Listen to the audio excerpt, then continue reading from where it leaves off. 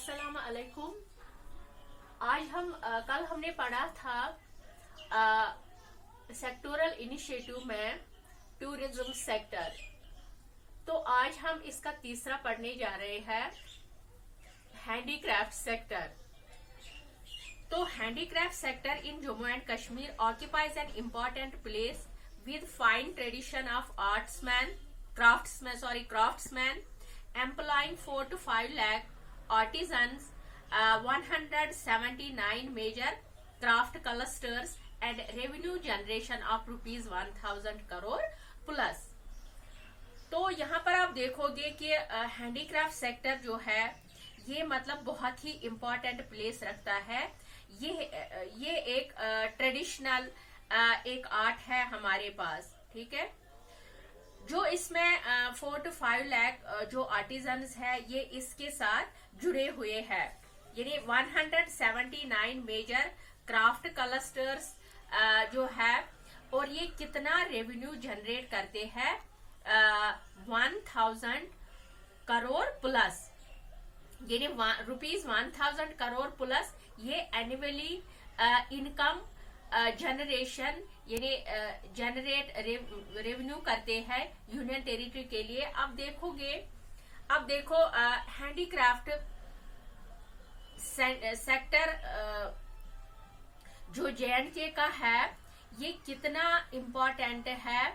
जो हमारे पास जो मतलब फाइन ट्रेडिशन, मतलब कि वही जब हम पुराने जमाने की चीजें देखते हैं या जो हमारा फर्नीचर है उस पर वुड कार्विंग की जाती है, जो हमारे यहाँ शॉल्स है, कानी शाल है, पश्मीना शाल है या शहतोस है या रफल शाल है, आप वही देखोगे वो कितना कॉस्टली पड़ता है। यानी ये जो शॉल्स है, हमने रफल शाल, पश्मीना या शहतोस या और कोई शाल, तो आप देखोगे ये कितना कॉस्टली पड़ता है। और जब इसी सेक्टर को प्रमोट किया जाए, इसके लिए जब पब्लिक इन्वेस्ट करेगा, गवर्नमेंट इस सेक्टर में इन्वेस्ट करेगा, और जब ये इम्प्रूव होगा इससे हैंडीक्राफ्ट क्वालिटी की इम्प्रूव हो जाएगी, इसके की प्रोडक्टिविटी इम्प्रूव हो जाएगी। तो अगर ये अभी 1000 करोड़ प्लस रेवेन्यू कर रहा है, तो उसके बाद ये उससे ज्यादा कर सकता है।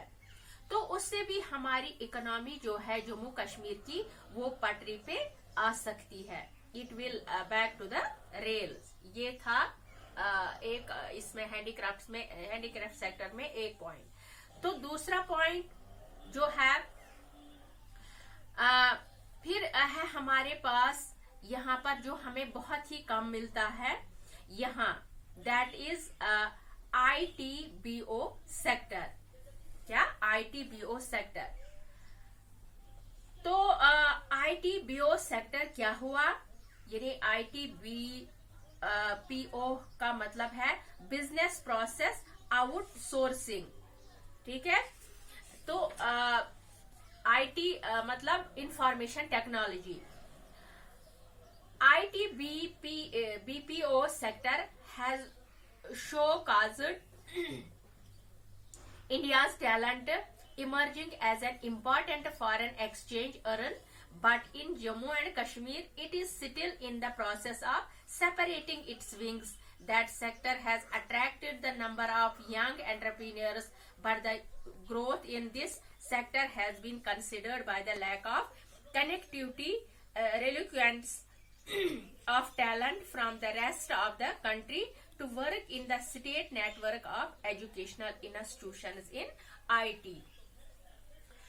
तो ITBPO सेक्टर जो है, अगर आप बहुत सारे ऐसे बंदे जो है इंडिया में जो क्या एक्ट करते हैं, act as a foreign exchange earner, act as a foreign exchange earner, कि वो जो बड़ी बड़ी IT कंपनीज है वो वहां पर जाकर काम करते और अर्निंग करते हैं।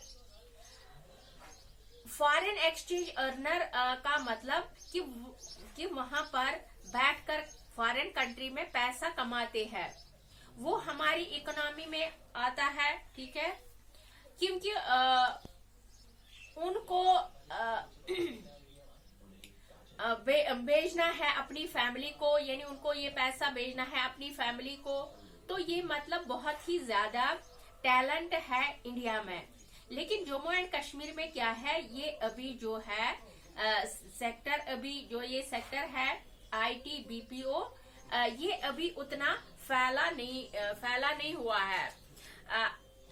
आप क्या देखोगे, श्रीनगर में एक बीपीओ सेंटर, एक दो बीपीओ सेंटर खुले हैं, या रिसेंटली 2019 अगस्त 2019 में एक बीपीओ सेंटर ओपन हुआ, या मोस्टली जम्मू में होंगे कुछ बीपीओ सेंटर्स, उतने ज्यादा भी नहीं है। इसकी वजह क्या है? इसकी वजह यह है कि कोई यहाँ पर इन्वेस्ट नहीं करना चाहता। कोई भी बीपीओ सेंटर्स में, या अब अगर मैं कोई बीपीओ सेंटर स्टार्ट करती हूँ, अब मुझे उसके लिए जो रिक्वायरमेंट है, जो एम्प्लॉयज की रिक्वायरमेंट्स है, अब मैं डायरेक्टली यहाँ पर हायर नहीं कर सकती। अब मुझे बाहर से किसी एक्सपर्ट बंदे को लाना है, उनको हायर करना है, लेकिन वो डरते हैं यहाँ आने से, क्योंकि उनके दिमाग में ये बैठ गया है कि कश्मीर में ये चीजें हो रही है। ये कहेंगे कि सिक्योरिटी इश्यूज की वजह से वो यहाँ पर नहीं आ पाते हैं, या ये कहेंगे कि लैक ऑफ कनेक्टिविटी है। कनेक्टिविटी मतलब अभी जो क्राइसिस चल रही है, लॉकडाउन है, बिकॉज ऑफ दिस पैंडेमिक जो अभी चल रहा है, तो इस पैंडेमिक की वजह से सभी घरों में बैठे हुए हैं। पूरा जो वर्ल्ड है वो इसको फेस कर रहा है। अब जो टीचर है उनको बच्चों को पढ़ाना है, जैसे हम करते हैं ऑनलाइन ट्यूशन देते हैं। अब क्या है कि जम्मू एंड कश्मीर की हम बात हम करें, यहाँ पर अभी 2G स्पीड है। इस 2G स्पीड की वजह से बच्चों को अभी हम पढ़ा नहीं पा रहे हैं अच्छी तरह से। हम तो दे रहे हैं आपको क्लास ऑनलाइन ऑफलाइन, हम घरों में बैठ के दे रहे हैं, लेकिन यहाँ नेटवर्क 2G ही चल रहा है, बच्चों को अच्छी तरह से पढ़ा नहीं पा रहे हैं हम। लेकिन इसी तरह अगर कोई बिजनेस स्टार्ट करेगा, तो लास्ट लेक्चर में मैंने आपको बताया कि इंटरनेट जो शटडाउन की वजह से कितना लॉस हुआ है, जो लास्ट ईयर हुआ है, ये इंटरनेट बंद हुआ है। जम्मू कश्मीर का जो रेवेन्यू में उसमें बहुत लॉस हुआ है। तो जब ये चीजें इस कनेक्टिविटी में अच्छी नहीं है, इसकी वजह से, या अभी मैं कह रही थी कि बाकी जो स्टेट्स है उनमें यूथ काम नहीं करना चाहता, या दूसरी चीज ये है कि जो यहाँ पर एजुकेशनल इंस्टीट्यूशंस है, पर्टिकुलरली इन आईटी सेक्टर, वो लैग करते हैं। यहाँ पर उतने ज्यादा आईटी सेक्टर में उतने ज्यादा एजुकेशनल इंस्टीट्यूशंस नहीं है जहां पर ये जो आईटी सेंटर्स है इसको इम्प्रूव किया जाता है। तो यहाँ पर एक टैलेंट जो है उनको आगे लाया जाता, वो चीजें यहाँ पर लैग करती है हमारी जम्मू कश्मीर यूनियन टेरिटरी में। जिससे क्या कि ये जो आईटी बीपीओ सेक्टर है, अभी हम इसमें बहुत पीछे है।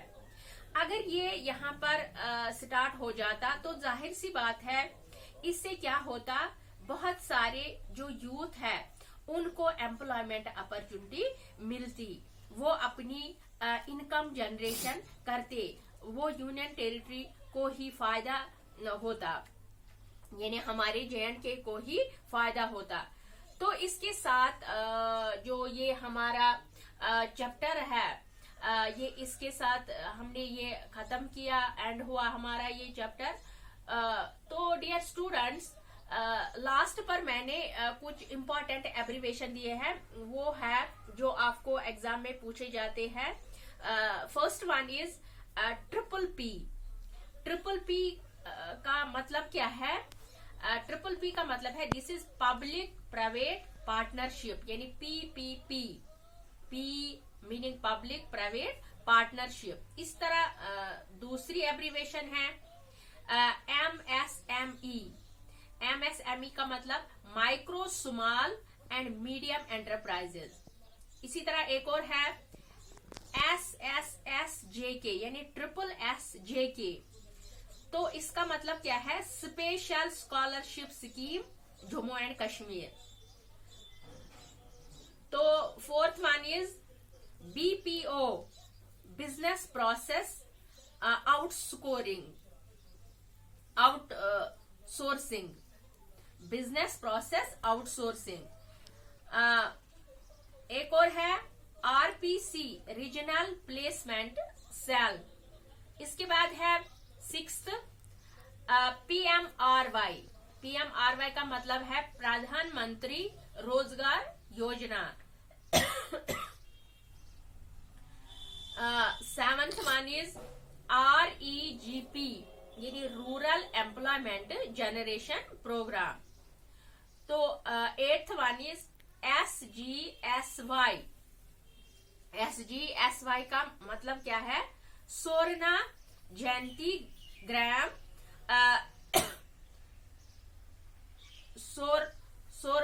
रोजगार योजना, यानी SGSY का मतलब स्वर्ण जयंती ग्राम रोजगार योजना। तो नाइन्थ वाली है NREGS। इसका मतलब है national rural employment guarantee scheme. तो ये कुछ इम्पोर्टेंट एब्रीवेशंस थी जो आपके एग्जाम में पूछे जाते हैं। आई होप कि जो कुछ मैंने इस वीडियो लेक्चर में आपको पढ़ाया मैंने, तो मुझे उम्मीद है कि आपको वो समझ आया होगा। Thank you.